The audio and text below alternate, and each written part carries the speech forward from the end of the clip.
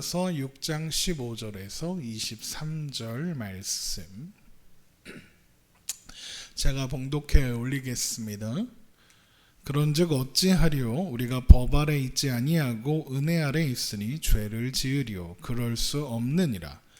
너희 자신을 종으로 내주어 누구에게 순종하든지 그 순종함을 받는 자의 종이 되는 줄을 너희가 알지 못하느냐?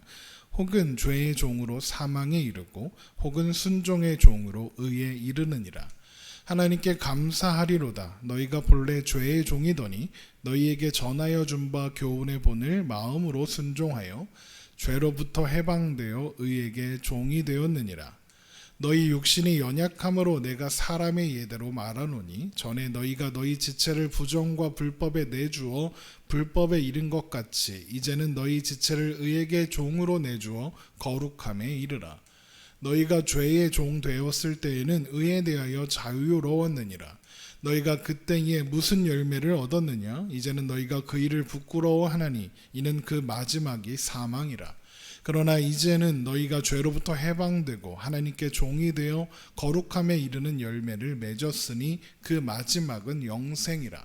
죄의 삭은 사망이요 하나님의 은사는 그리스도 예수 우리 주 안에 있는 영생이니라. 아멘. 계속해서 로마서의 말씀을 살펴보고 있습니다. 우리가 구원을 받아서 새 생명을 누리게 된 것은 예수님과 연합함으로써 예수님께서 행하신 모든 일의 결과가 우리의 것이 되었기 때문이다 라고 했습니다. 예수님과 연합했다. 이것은 하나님께서 은혜와 사랑으로 죄와 사망 아래 권세에 있던 우리를 꺼내어서 그의 사랑의 아들의 나라, 예수 그리스도의 나라, 하나님 나라로 옮기신 것. 아담 안에 속해 있던 우리가 예수 안에 속해 있게 된 것, 그것이 예수 그리스도와 연합한 것이다 라고 했습니다. 죄 아래 있던 존재, 아담에 속해 있던 존재의 가장 큰 특징이 뭘 것 같습니까? 바로 하나님을 싫어하는 겁니다. 하나님으로부터 도망가려고 하는 거예요. 하나님을 알면서도 거절하는 거고 하나님을 두려워하는 겁니다.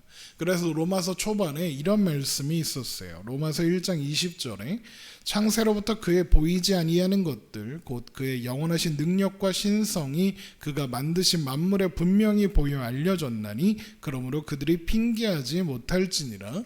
하나님을 알되 하나님을 영화롭게도 아니하며 감사하지도 아니하고 오히려 그 생각이 허망하여지며 미련한 마음이 어두워졌나니 스스로 지혜 있다 하나 어리석게 되어 썩어지지 아니하는 하나님의 영광을 썩어질 사람과 새와 짐승과 기어다니는 동물의 모양의 우상으로 바꾸었느니라 라고 했죠. 이게 죄 가운데 있는 존재의 특징입니다. 하나님을 알지만 하나님을 싫어하는 거예요.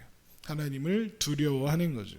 자, 그러면 죄의 권세에서 아담의 후손된 자리에서 벗어났다는 건 무슨 뜻이겠습니까?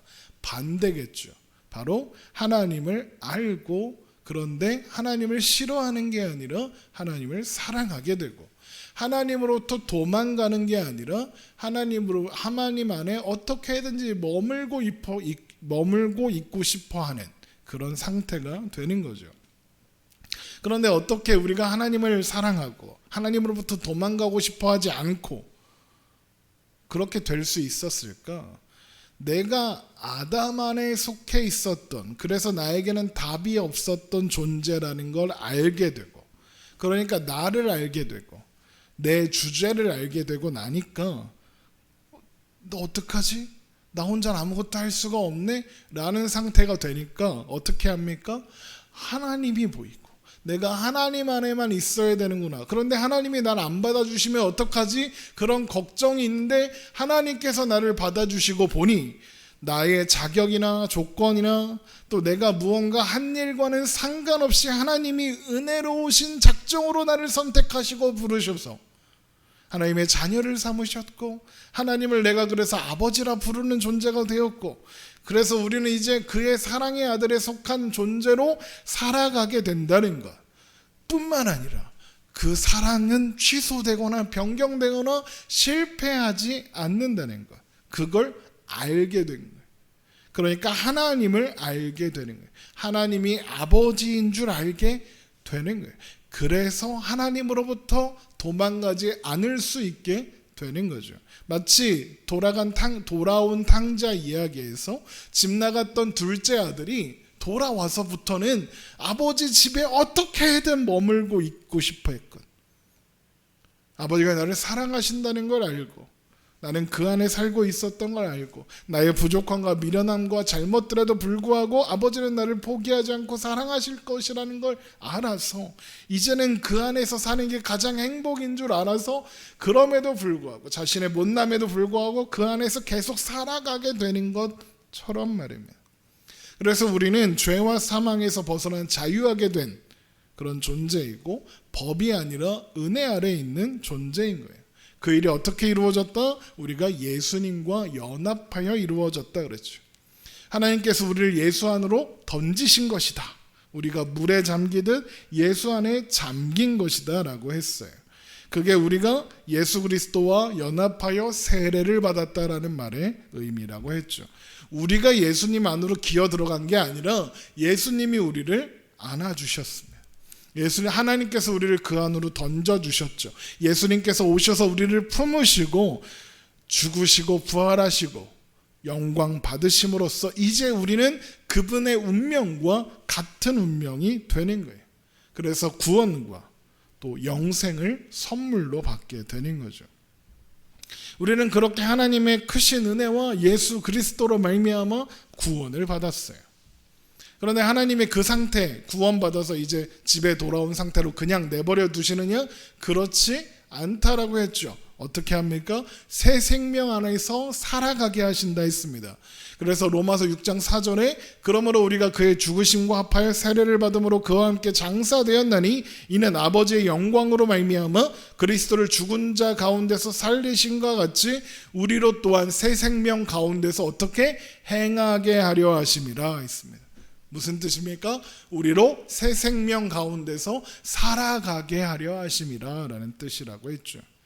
우리는 새 생명 가운데 살아갑니다. 죄 가운데 살아가지 않아요. 우리는 다시 죄 가운데 사는 자리로, 죄에게 종노릇하는 자리로, 죄의 명령을 받고 죄의 권세 아래 눌려있는 상태로 돌아가지 않습니다. 돌아갈 수도 없습니다. 죄에게 종노릇한다, 이건 죄를 섬기고 죄의 지배를 받는다는 뜻이죠. 죄의 권세 아래 있는 자에게는 선한 것을, 하나님을 선택할 자유와 능력이 없었다, 이런 뜻이라고 했습니다. 그런 자리에 있던 우리가 이제는 하나님의 은혜로 죄와 사망에서 벗어났어요. 흑암의 권세에서 벗어나서 의와 거룩과 사랑이 다스리는 자리로, 하나님의 사랑의 아들의 나라로 옮겨졌어요. 우리는 이제 죄에서 벗어나 새로운 권세, 은혜와 의의 권세 아래서 하나님의 통치를, 하나님의 다스림을 받는 존재들인 거예요. 자, 그런데 죄와 사망에서 벗어나 자유하게 되었다, 이제 더 이상 법 아래 있지 않고 은혜 아래 있다, 이 말씀을 사람들은 오해하는 거예요. 어떻게 오해하느냐? 그러면 이제 내 맘대로 살아도 되겠네, 아무렇게나 살아도 되겠네, 그냥 어차피 구원받았고 어차피 하나님이 포기 안 하시고 하나님이 나를 만들어 주신다네, 그럼 난 아무것도 안 해도 되겠네, 그럼 예배는 뭐하러 드려, 전도는 뭐하러 해, 이런 자리로 가는 사람들이 있죠. 이런 걸 무법방종이라 그래요. 마음껏 죄를 지어도 괜찮아, 이런 자리로 가는 사람들이 있죠.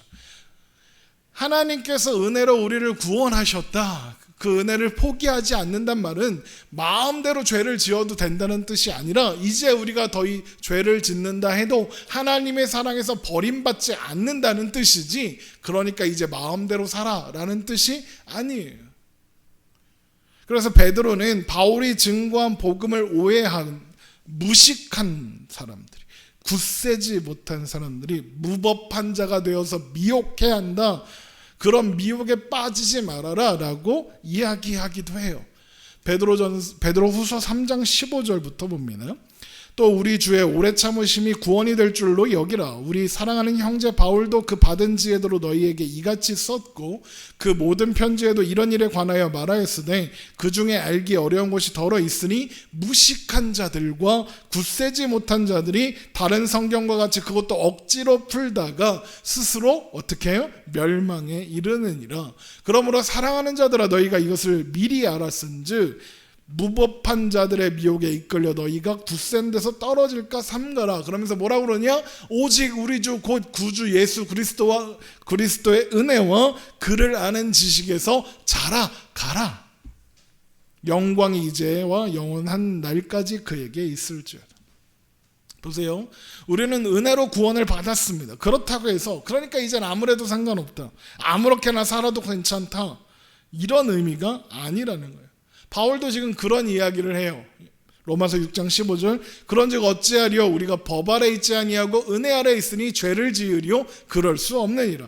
우리는 법 아래 있지 않아요. 우리가 죄를 지어도 영원한 심판, 사망이라는 처벌을 받진 않아요. 그러나 그래서 우리는 은혜 안에 있어요. 그게 그 말이잖아요.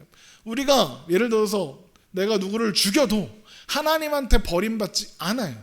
내가 어떤 도덕적인 잘못을 했어도 하나님께는 버림받지 않는다고요. 그런데 그렇다고 해서 그럼 마음대로 사람 죽이고 마음대로 음행하고 막 마음대로 해도 되냐? 바울이 뭐라 그래요? 그럴 수 없다 그러잖아요. 왜? 그럴 수 없으니까요. 소속이 다르니까요.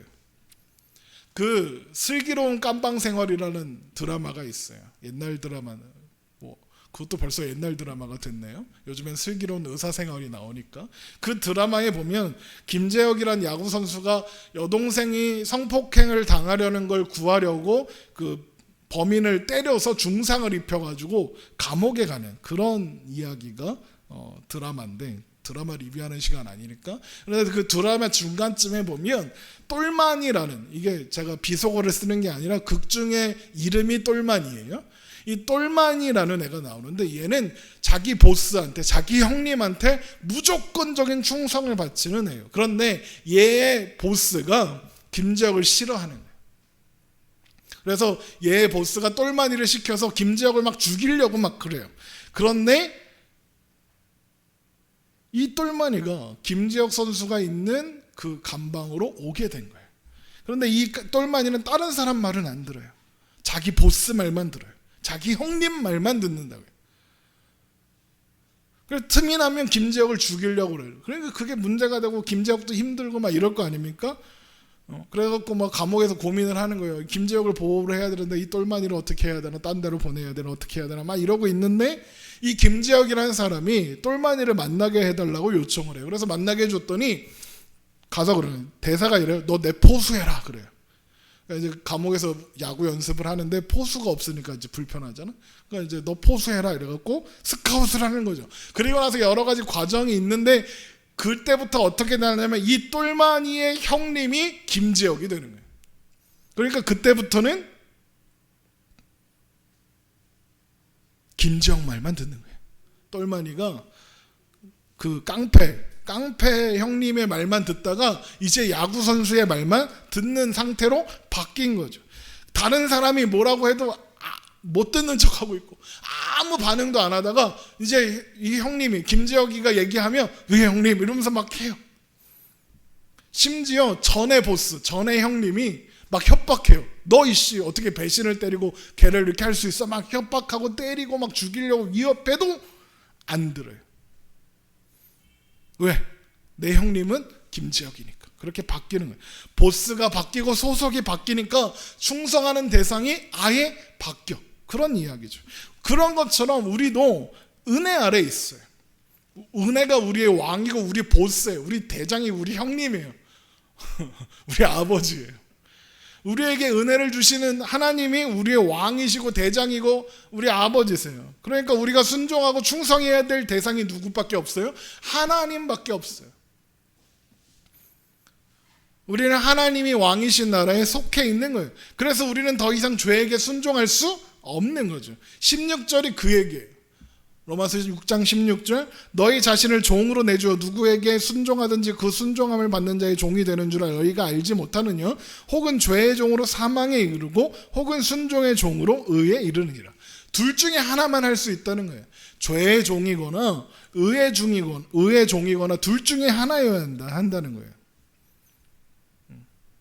둘 중에 하나만 할 수 있는 거예요. 양다리 불가능하고 중간은 없다는 거예요. 사망에 이르는 죄의 종이든지 의에 이르는 순종의 종이든지 둘 중에 하나라는 거예요. 우리는 죄의 종이었어요. 죄의 종이었던 우리는 언제나 죄에게 순종했죠. 그 상태에 머물러 있었다면 우리는 사망이라는 결론으로 갈 수밖에 없었을 거예요. 그런데 그렇게 죄의 종이었던 우리를 죄가 왕노릇하던 자리에서 은혜가 왕노릇하는 자리로 옮겨주신 거예요. 그래서 우리는 의라는 결론으로, 영생이라는 결론으로, 새 생명 가운데 행하는 존재라는 결론으로 갈 수 있게 되는 거예요. 그래서 바울이 뭐라고 하느냐, 하나님께 감사하리로다. 너희가 본래 죄의 종이었더니 너희에게 전하여 준 바 교훈의 본을 마음으로 순종하여 죄로부터 해방되어 의에게 종이 되었느니라. 바울이 신자들에게 전하여 준 복음이란 전하여 준 교훈의 본, 복음이에요. 복음. 구원을 위해서 예수님을 믿는 믿음 외에 다른 조건이나 자격이나 어떤 행동은 필요하지 않다. 그게 그 교훈의 내용이죠. 이제 복음에 마음으로 순종할 수 있게 되는 거예요. 어떻게 그게 가능할까? 성령으로 말미암아 하나님의 사랑이 우리 마음에 부어지기 때문이에요. 로마서 5장 5절에 소망이 우리를 부끄럽게 하지 아니함은 우리에게 주신 성령으로 말미암아 하나님의 사랑이 우리 마음에 부은 바 됨이니. 성령이 우리 마음에 부어졌어요. 성령이 우리 마음에 부어져서 어떤 일이 있느냐? 에스겔서 36장 26절에 또 새 영을 너희 속에 두고 새 마음을, 새 영, 성령님이에요. 너희 속에 두고 새 마음을 너희에게 주되 너희 육신에서 굳은 마음을 제거하고 부드러운 마음을 줄 것이며. 새 영이 오니까 어떤 일이 일어나느냐? 굳은 마음이 제거되고 부드러운 마음이 생긴대요. 그리고 나서 어떤 일이 일어나느냐?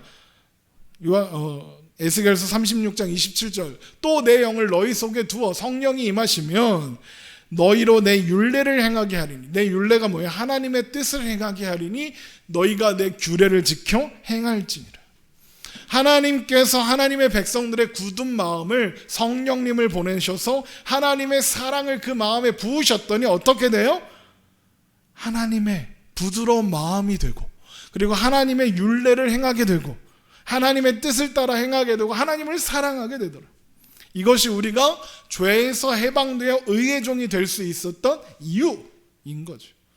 그래서 우리는 죄의 굴레에서 해방되었지만 그래서 생긴 자유를 내 욕심을 위해서 이기적으로 사용하는 게 아니라 하나님의 의를 위해서, 하나님을 위해서, 하나님께서 기뻐하시는 뜻을 위해서 사용할 수 있게 되는 거예요. 자, 그러면 하나님께서 기뻐하시는 뜻은 무엇입니까? 뭘까요? 답은 사랑입니다. 마태복음 22장 37절입니다. 예수께서 이르시되 내 마음을 다하고 목숨을 다하고 뜻을 다하여 주 너의 하나님을 사랑하라 하셨으니 이것이 크고 첫째 되는 계명이요 둘째도 그와 같으니 내 이웃을 내 자신과 같이 사랑하라 하셨으니 이 두 계명이 온 율법과 선지자의 강령이니라. 그래서 죄에서 해방된 사람, 그래서 자유를 위하여 부르심을 받은 사람들은 그 자유를 자신을 기쁘게 하는 게 아니라 사랑을 위해서 사용할 수 있게 되는 거예요. 그래서 갈라디아서 5장 13절에 형제들아 너희가 자유를 위하여 부르심을 받았으나 그러나 그 자유로 육체의 기회를 삼지 않고 오직 사랑으로 종노릇하라. 여러분, 우리는 복음을 교훈의 본으로 받은 사람이에요. 본이 뭐예요? 본이 뭐예요? 본이 뭐냐? 이런 거예요. 이거 어떻게 만들죠? 오립집게로 만들잖아요. 지난 겨울에 이제 유행했던 아이템인데 저 오립집게를 가지고 눈을 탁 집었다가 빡 피면 저렇게 귀여운 눈오리가 생겨나요. 집게 모양이 토끼면 토끼가 나오겠죠. 집게 모양이 그 틀 모양이 고양이면 고양이 눈이 나오겠죠. 눈 고양이가 나오겠죠. 여러분, 이게 본이에요. 찍으면 나오는 거, 본. 그럼 우리 어떤 물질을 그 본 안에 담고 찍으면 그 본의 모양을 따라 뭐가 나와요, 그대로. 자, 그런데 우리의 본이 뭐예요? 복음이라는 본이죠. 우리가 본, 예수라는 본, 예수 그리스도로 말미암아 주어진 그 본 안으로 던져진 거예요. 그 본을 따라서 우리가 나오겠죠. 그게 오리 모양이면 오리 모양으로, 고양이 모양이면 고양이로 나오겠죠. 그런데 물론 우리가 고양이가 되진 않겠잖아요. 우리가 들어간 교훈의 본이 뭐겠어요? 예수 그리스도라고요. 우리는 예수 그리스도라는 본 안에서, 그러니까 예수 그리스도의 형상 안에서 예수 그리스도의 형상, 다른 말로 하나님의 형상이 되어가는 거예요. 하나님의 형상으로 사람을 지으셨지만 그 형상이 아담의 범죄로 인해서 깨져버렸잖아요. 근데 그 깨져버린 하나님의 형상이 예수 그리스도 안에서 회복되어진다. 그 이야기입니다. 히브리서 1장 3절, 이는 하나님의 영광의 광채시요 그 본체의 형상이라. 그리스도는 하나님의 형상이래요. 우리는 그 영상을 회복해가는 거죠. 하나님의 형상이신 주님께서 이 땅에 오셔서 하나님의 뜻에 온전히 순종하셨어요. 또한 죽으시고 부활하셨죠. 그로 인해서 죄로 인해 무너져버렸던 하나님의 형상을 회복하셨어요. 그리고 우리를 그 품에 안아주셨어요. 그 본에 우리를 던졌어요. 오리? 눈을 오리집게로 찝었더니 오리가 나오는 것처럼 예수 그리스도란 본으로 우리를 찝었더니 우리가 예수가 되는 거예요. 예수의 형상이 되는 것이에요. 예수께서 우리를 그 안에 품어주셨다. 그 본 안에 들어갔다. 그리스도와 연합했다. 우리가 계속 보고 있는 말씀이죠. 우리는 하나님의 은혜로 예수 그리스도와 연합을 이루었고, 우리는 그분 안에서 그분의 본을 따라 하나님의 형상으로 만들어져 가는 거예요. 하나님의 형상을 회복해 가는 거죠. 그런데 하나님의 형상의 핵심이 뭐예요? 사랑이에요. 그래서 우리도 사랑으로 채워져 가는 거예요. 하나님의 형상이 우리 안에 온전하게 되면 될수록 하나님을 사랑하고 이웃을 사랑하는 자리로 갈 수밖에 없는 거죠. 그래서 사도 요한이 이렇게 말하는 거예요. 요한일서 4장 7절, 사랑하는 자들아 우리가 서로 사랑하자. 사랑은 하나님께 속한 것이니 사랑하는 자마다 하나님으로부터 나서 하나님을 알고, 사랑하지 아니하는 자는 하나님을 알지 못하니 이는 하나님은 사랑이심이라.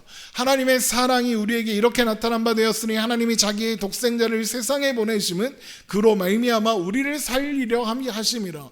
사랑은 여기 있으니 우리가 하나님을 사랑한 것이 아니요 하나님이 우리를 사랑하사 우리 죄를 속하기 위하여 화목제물로 그 아들을 보내셨음이라. 사랑하는 자들아 하나님이 이같이 우리를 사랑하셨은즉 우리도 서로 사랑하는 것이 마땅하도다.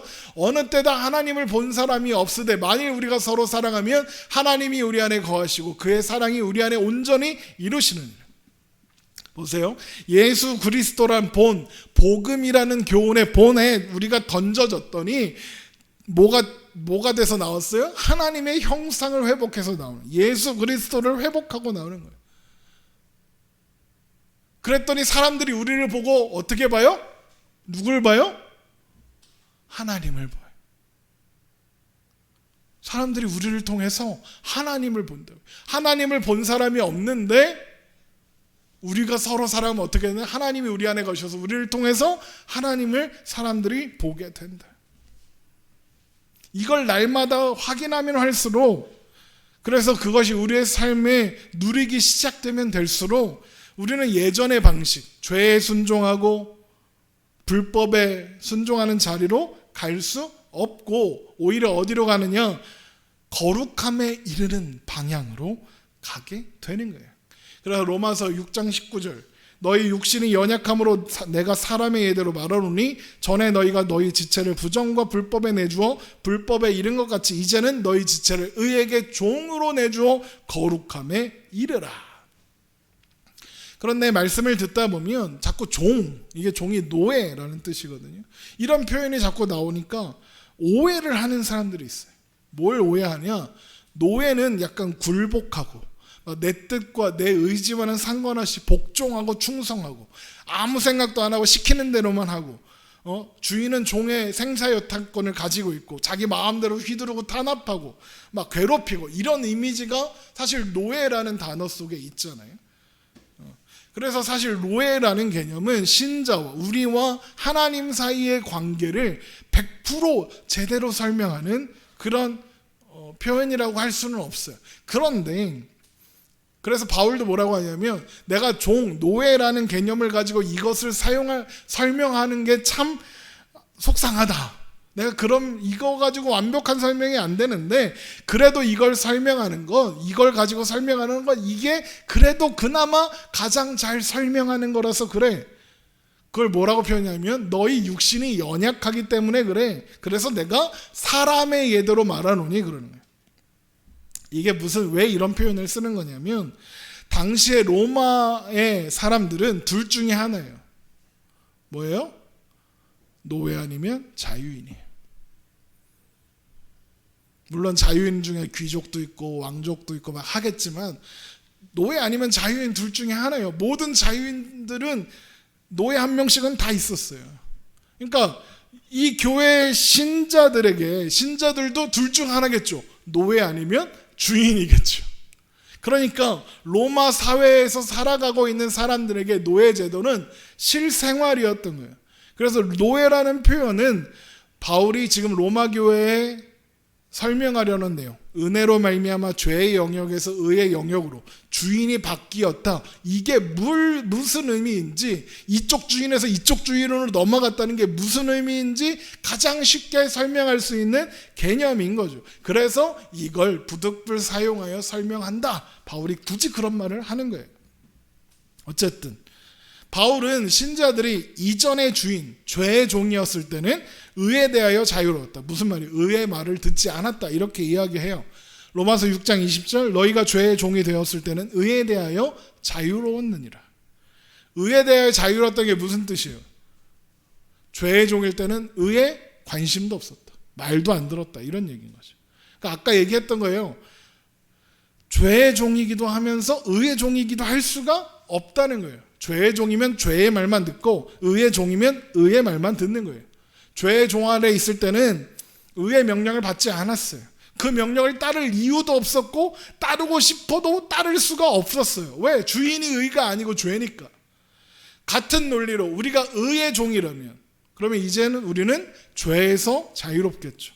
죄에서 자유롭다 이 말은 전혀 죄를 짓지 않는다, 항상 죄 없이 깨끗하다 이런 뜻이 아니라 죄의 요구에 죄가 요구하는 결론과 상관없다, 죄를 따를 수 없다 이런 뜻이에요.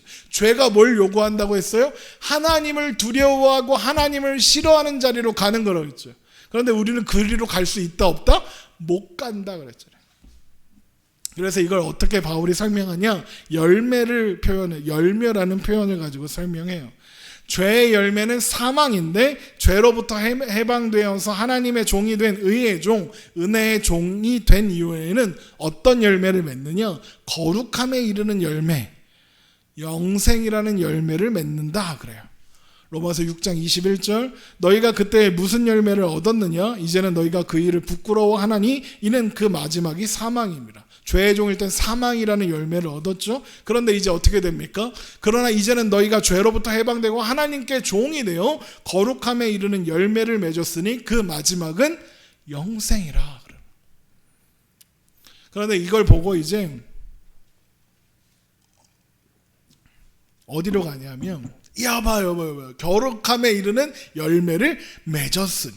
이거 그러니까 거룩함에 이르는 열매를 맺어야 해요, 여러분. 여러분 거룩해야 돼. 그래서 영생이라는 결론으로 가야 돼요. 그쪽으로 가면 안 돼요. 저는 한 번도 그렇게 설교한 적이 없어요. 그런 소리 하는 데 있으면 거긴 잘못 가르치는 거예요. 물론 우리는 거룩함에 이르는 열매를 맺어야 해요. 그러나 거룩함에 이르는 열매를 맺어서 거룩해지는 게 아니에요. 열매는 그 열매를 맺는 나무니까 나오는 거잖아요. 거룩함에 이르는 열매를 맺어야 한다가 아니라 여기 뭐라고 돼 있어요? 맺었으니 그러잖아요. 맺었다고요, 이미. 왜? 그런 결론을 미리 내려버리잖아요. 거룩함에 이르는 열매를 맺을 수 있는 이유는 뭐예요? 거룩함이라는 열매를 맺을 수 있는 나무니까 그런 거잖아요. 사과나무니까 사과가 나오죠. 사과가 달려있어서 사과나무예요? 아니에요. 저한테 사과 붙여놓으면 제가 사과나무예요? 아니잖아요. 배나무에 배가 열리는 건 그게 배나무라서 열리는 거예요. 배나무에 사과 붙여놓으면 그게 사과나무가 되나요? 크리스마스 트리에 막 유리 같은 거 가면 걔가 유리나무가 되나요? 아니라고요. 그래서 주님이 이런 말씀으로 가르쳐 주세요. 이것에 대하여 거짓 선지자들을 삼가라. 마태복음 7장 15절.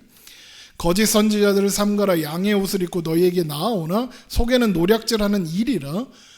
그들의 열매로 그들을 알지니 가시나무에서 포도를 또는 엉겅퀴에서 무화과를 따겠느냐. 이와 같이 좋은 나무마다 이것 아름다운 열매를 맺고 못된 나무가 나쁜 열매를 맺나니. 주님이 그러시죠. 좋은 나무가 아름다운 열매를 맺고 못된 나무가 나쁜 열매를 맺나니. 좋은 나무가 나쁜 열매를 맺을 수 없고 못된 나무가 아름다운 열매를 맺을 수 없느니라. 아름다운 열매를 맺지 않은 나무마다 찍혀 불에 던져지니라. 이러므로 그들의 열매로 그들을 알리라. 이게 어떤 열매를 맺어야 한다 이런 뜻이에요? 아니죠.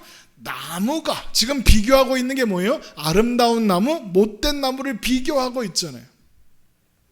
아름다운 열매를 맺지 못하는 나무가 찍혀 불에 던져지는 거예요.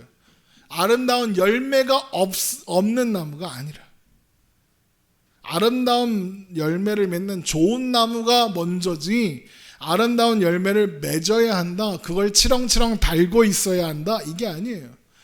여러분, 어떤 사람이 제가 사과를 한 100만 개 끌어 모았다고 그래요. 네? 그럼 제가 사과나무가 되나요? 사과 장수는 될 수 있죠. 100만 개 팔려면 빡세겠는데. 그런데 사과나무는 될 수가 없어요. 그래서 이렇게 말씀이 이어지죠. 마태복음 7장 21절. 나더러 주여 주여 하는 자마다 다 천국에 들어갈 것이 아니요 다만 하늘에 계신 내 아버지의 뜻대로 행하는 자라야 들어가리라. 그날에 많은 사람들이 나더러 이르되 주여 주여 우리가 주의 이름으로 선지자 못하며 주의 이름으로 귀신을 쫓아내며 주의 이름으로 많은 권능을 행하지 아니하였나이까 하리니 그때에 내가 그들에게 밝히 말하되 내가 너희를 도무지 알지 못하니 불법을 행하는 자들아 내게서 떠나가라 하니라. 나더러 주여 주여 하는 자마다 다 천국에 들어가는 거 아니랍니다. 선지자 노릇하고 귀신 쫓아내고 막 많은 권능을 해도 다 필요 없답니다. 누구냐 넌 이렇게 그러신답니다. 종교적인 행동, 어떤 체험, 어떤 은사가 있다고 신자는 아니라는 거예요. 그럼 어떻게 해야 된답니까? 아버지의 뜻대로 행해야 한답니다. 아버지의 뜻대로 행해야 천국에 들어간답니다. 그럼 아버지의 뜻대로 행하는 게 뭡니까? 아버지의 뜻대로 행할 수 있습니까? 우리가? 못합니다. 아버지의 뜻대로 행할 수 있는 사람은 아무도 없습니다. 그런데 딱 한 분 계십니다. 누굽니까? 예수 그리스도. 예수님만이 하실 수 있습니다. 그런데 우리가 어떤 존재라고요? 예수님과 연합한 존재라고요. 그래서 예수와 연합한 우리는 아버지의 뜻대로 행하는 자라고 인정을 받고 천국에 가는 거예요. 그래서 주님이 이런 말씀을 하시는 거예요. 요한복음 6장 37절. 아버지께서 내게 주시는 자는 다 내게로 올 것이요 내게 오는 자는 내가 결코 내쫓지 아니하리라. 내가 하늘에서 내려온 것은 내 뜻을 행하려 함이 아니요 나를 보내신 이의 뜻을 행하려 함이라. 나를 보내신 이의 뜻은 내게 주신 자 중에 내가 하나도 잃어버리지 아니하고 마지막 날에 다시 살리는 이것이라. 내 아버지의 뜻은 아들을 보고 믿는 자마다 영생을 얻는 이것이니 마지막 날에 내가 이를 다시 살리리라 하시니라. 아버지의 뜻이 뭐라고요? 아들을 보고 믿는 자마다 영생을 얻는 이것이. 아들을 보고 믿는 자가 어떻게 영생을 얻는다고 했습니까? 예수님과 연합하여 세례를 받음으로써 얻는다 그랬어요. 그러니까 아까 좋은 나무의 얘기로 표현하자면 우리는 예수 그리스도 안에서 예수 그리스도로 말미암아 아름다운 열매를 맺는 좋은 나무가 되는 거예요. 그래서 요한복음 15장에 이런 말씀이 있죠. 나는 참 포도나무요 내 아버지는 농부라. 물은 내게 붙어있어 열매를 맺지 아니하는 가지는 아버지께서 그것을 제거해 버리시고 물은 열매를 맺는 가지는 더 열매를 맺게 하려 하여 그것을 깨끗하게 하시느니라. 너희는 내가 일러준 말로 이미 깨끗하여졌나니 내 안에 거하라. 나도 너희 안에 거하리라. 가지가 포도나무에 붙어 있지 아니하면 스스로 열매를 맺을 수 없음같이 너희도 내 안에 있지 아니하면 그러하리라. 나는 포도나무여 너희는 가지라. 그가 내 안에 내가 그 안에 거하면 사람이 열매를 많이 맺나니 나를 떠나서는 너희가 아무것도 할 수 없음이라. 사람이 내 안에 거하지 아니하면 가지처럼 밖에 버려져 마르나니 사람들이 그것을 모아다가 불에 던져 사르니라. 이 말씀이 바로 그 얘기를 하는 거죠.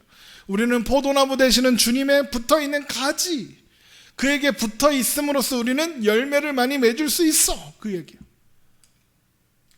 우리는 그분을 떠나서는 아무것도 할 수 없고 그 안에 있을 때면 의미가 있고 그 안에 있는 우리는 거룩함에 이르는 열매를 이미 맺어진 거예요. 왜? 맺을 수밖에 없으니까. 그게 거룩의 의미예요. 이 말씀 보세요. 고린도에 있는 하나님의 교회 그리스도 예수 안에서 거룩하여지고 성도라 부르심을 받은 자들. 성도가 뭐예요? 거룩한 무리라고 했죠. 거룩한 무리가 왜 거룩한 무리라고 합니까? 거룩한 일을 뭔가 해서 뭔가 거룩해서 뭔가 옷도 막 하고 막 이렇게 그 목사님한테 나는 그 뭔가 향수 같은 거룩한 향수 뿌리고 막 거룩한 성경책 들고 막 거룩하게 걸어 다니면 거룩한 겁니까? 아니잖아요. 어떻게 해서 거룩해졌답니까? 하나님의 교회 곧 그리스도 예수 안에서 거룩하여지고 성도라 부르심을 받은 거래요. 그게 거룩입니다. 법 아래 있지 않고 은혜 아래 있는 거, 그게 거룩이에요. 예수 그리스도 안에 있는 게 거룩이에요. 우리는 거룩해요. 우리가 뭘 해서 한 게 아니라 그렇게 부르셨어요. 우리는 거룩한 존재가 되었어요. 우리는 새 생명 안에 거하는 존재가 되었다고요. 우리는 하나님의 뜻을 분별하고 선을 분별할 수 있어요. 선을 행할 수도 있어요. 아름다운 열매를 맺을 수도 있어요. 그런데 아름다운 나무로서 맺는 아름다운 열매가 뭐라고요? 아까 로마서 6장 19절 너희 육신이 약함으로 내가 사람의 예대로 말하니 전에 너희가 너희 지체를 부정과 불법에 내주어 불법에 이른 것 같이 이제는 너희 지체를 의에게 종으로 내주어 거룩함에 이르라. 거룩함에 이르는 거예요. 그러면 의에게 순종하고 거룩함에 이르면 어떻게 돼요? 오직 사랑으로 서로 종노릇하라. 그리로 가는 거죠. 사랑으로 섬기, 배려하고 이해하고 공감하고 받아줘요. 그게 하나님의 형상을 회복한 자들이 할 수 있는 일이니까. 바울이 전한 교훈의 본, 그리스도라는 본, 복음이라는 본을 회복한 사람들만 할 수 있으니까. 그게 바로 우리들이니까 그렇게 하는 거예요. 우리는 하나님을 알아요. 그 사랑을 알죠. 하나님이 행하신 그 놀라운 일을 알아요. 그래서 또한 우리가 그 은혜, 그 사랑을 받은 우리가 얼마나 죄인이었는지, 얼마나 답이 없었는지, 얼마나 자격이 없었는지도 알아요. 그런데 그렇게 죄악된 자리에 쏟아 부어진 하나님의 사랑과 은혜가 얼마나 큰지도 알죠. 그래서 우리는 거룩함에 이르는 열매, 사랑이라는 열매를 맺는 자리로 갈 수밖에 없는 거예요. 물론 이건 자동으로 되는 건 아니에요. 우리가 그러기로 마음 먹기도 하고 우리가 결단도 하고 그래야 돼요. 아무것도 하지 않기로 결정할 수도 있지만 한번 해보기로 결정하는 거예요. 어떤 영화인지는 생각이 안 나는데 어떤 영화를 보니까 그런 장면이 나와요. 총망맞는 육상 선수예요. 근데 경기 중에 다리를 다쳤어요. 부상을 입게 되고, 그런데 그 후에 다친 다리를 사용할 수가 없게 된 거예요. 그래서 항상 목발을 짚거나 휠체어를 타고 다니게 됐어요. 그런데 중요한 게 있었어요. 뭐냐? 다 났어요. 걸을 수가 없고 뛸 수가 없어서 그렇게 했던 게 아니라 의사가 뭐라고 해요? 다 났어. 심지어 현역으로 돌아가서 다시 달릴 수 있을 만큼 충분히 회복되었다고 그래요. 그런데 못 걷는 거예요. 걸을 수 있는데, 달릴 수 있는데 걷지도 않고 달리지도 못하고 있는 거예요.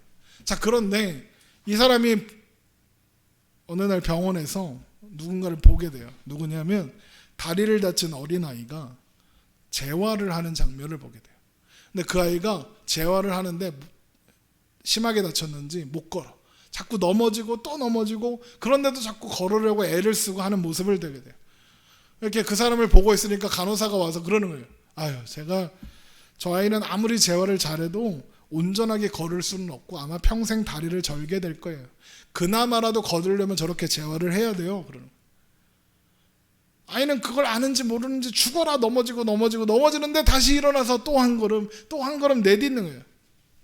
그걸 벗고 있는데 이 사람이 묻는 거예요. 야, 어차피 제대로 걷지도 못하는데 왜 그걸 자꾸 걸으려고 그래? 그러는 거예요. 힘들잖아, 아프잖아, 하지마, 뭐하러 그래? 라고 하는 거죠. 그랬더니 아이가 뭐라고 대답하냐? 걸을 수 있으니까요. 그러는 거예요. 할 수 있으니까 한답니다. 그 이야기를 들은 이 사람이 그 이야기가 계속 마음에 맴도는 거예요. 할 수 있으니까 한다. 그랬더니 얼마 뒤에 이 사람이 휠체어를 버리고 걷기 시작했어요.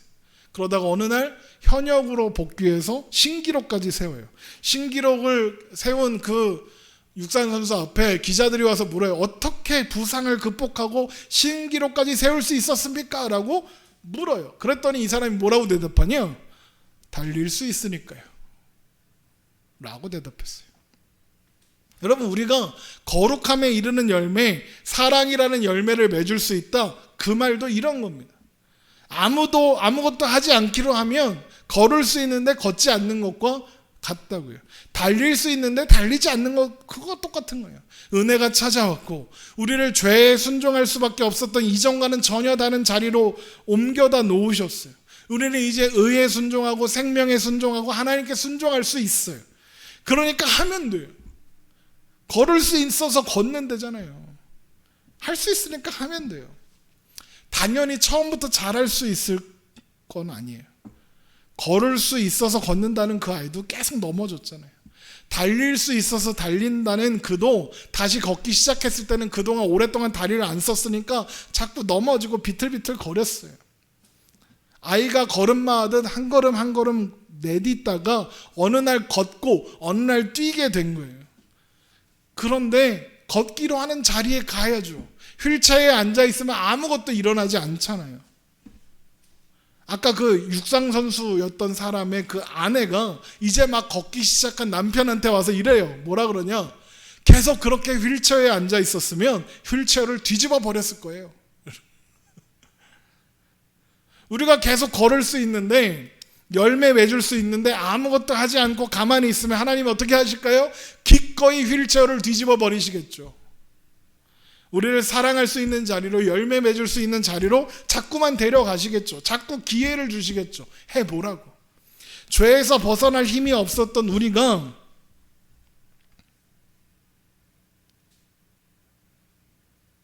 하나님의 은혜로 죄인된 자리에서 해방되었고, 의를 행하고 거룩을 따라 행할 수 없었던 우리가 의를 행하고 하나님의 뜻을 따라 행할 수 있게 되었어요. 그게 은혜잖아요.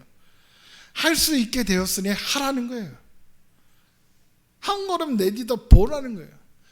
화가 치밀어 올라도 한 번 참아 보라는 거예요. 때려 죽이고 싶은 원수가 앞에 있어도 용서해 보는 거예요. 웃어 보는 거예요. 그게 안 되면 멀리서 저 미운 놈이 보이면 피하기라도 하는 거죠. 감당할 수 없을 것 같은 시험이 닥쳐올 때도 있죠. 그래도 인내하며 견뎌보는 거죠. 하나님이 감당하지 못할 시험은 허락지 않으신다더라. 피해야 하면 피하게 하신다더라. 미워도 다시 한번, 힘들어도 다시 한번 해보는 거예요. 당연히 힘들겠죠. 쉽다고 하지 않았어요. 어려워요. 제가 그 핵심이에요. 제일 못해. 답이 없어. 그런데 우리가 함께 손잡고 가야 하는 거예요. 우리는 더 이상 죄가 우리를 통제하고 그래서 사망으로 결론될 수밖에 없는 자리에 있지 않아요. 하나님의 은혜를 받았어요. 우리가 실수한다고 하나님께 버림받지 않아요.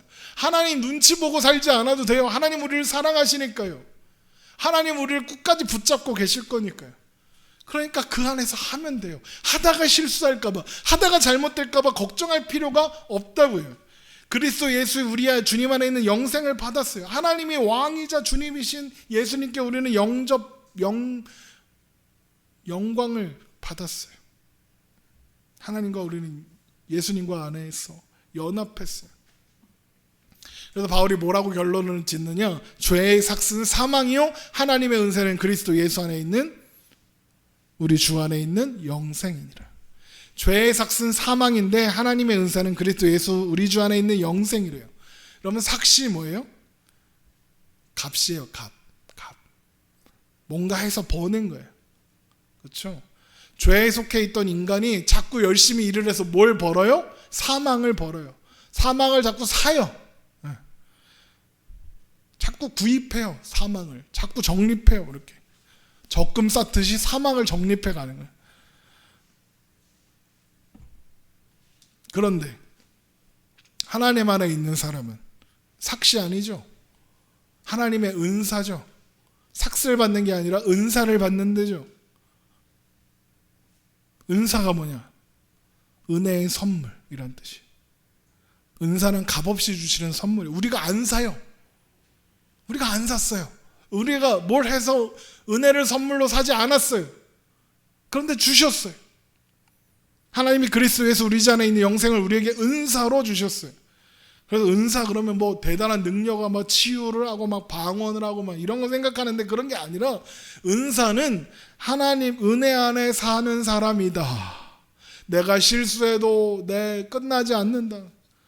내가 망쳐도 실패하지 않는다. 그걸 알고 할 수 있는 걸 하면서 살면 돼요. 사랑으로 행하고 이웃 사랑하고 미워도 다시 한번 이해 안 되고 공감 안 돼도 받아주고 그렇게 하는 거예요. 아내와 남편은 서로 사랑하고 자녀를 사랑하고 교회를 섬기고 직장에서 성실하게 일하고 학교에서 열심히 공부하고 예배 잘 드리고 11조하고 그러는 거예요. 그렇게 사는 게 사실 제일 어려워요. 여러분 그 어려운 걸 벌써 하나씩은 다 하고 계시잖아요. 은혜가 우리를 하나님 앞으로 그렇게 한 걸음 한 걸음 이끌어가고 있는 거예요. 안 가겠다고 버티면 하나님이 휠체어 걷어찬다고요. 그래서 어떻게든 걸어가게 하시겠죠. 또 우리가 한 걸음 한 걸음 용기 내서 비틀거리더라도 실수하더라도 넘어지더라도 자꾸 일어나서 걷고 용기 내서 걸어가면 언제나 어디서나 함께 하시고 도우시며 우리를 응원하시고 인도하시고 도우시겠죠. 여러분 그렇게 우리는 하나님 안에 있어요. 그래서 에베소서 5장에 있는 말씀을 오늘 말씀의 결론으로 하려고 해요. 그러므로 사랑받는 자녀같이 너희는 하나님을 본받는 자가 되고 그리스도께서 너희를 사랑하신 것 같이 너희도 사랑 가운데 행하라. 그는 우리를 위하여 자신을 버리사 향기로운 제물과 희생제물로 하나님께 드리셨느니라. 하나님을 본받는 자 되고 그리스도께서 너희를 사랑하신 것 같이 너희도 사랑 가운데 행하라. 왜요? 할 수 있으니까요. 그리스도 안에 있으니까요. 하나님 안에 있으니까요. 하나님의 자녀가 되었으니까요. 하나님의 형상을 회복한 사람이니까요. 할 수 있으니까요. 여러분 할 수 있습니다. 해보자고요. 그거 해도 혹은 또 실패해도 버림받지 않아요. 우리의 실수마저도 합력할 선을 이루실 거니까요. 그걸 알면 자신 있잖아요. 틀려도 괜찮잖아요. 망쳐도 괜찮잖아요. 그러니까 하는 거예요. 은혜가 우리에게 순종을 요구합니다. 할 수 있으니까 해보랍니다. 넌 할 수 있어. 틀려도 괜찮아. 그러니까 오늘 한 걸음, 내일도 한 걸음, 그렇게 한 걸음 한 걸음 우리 함께 걸어가요.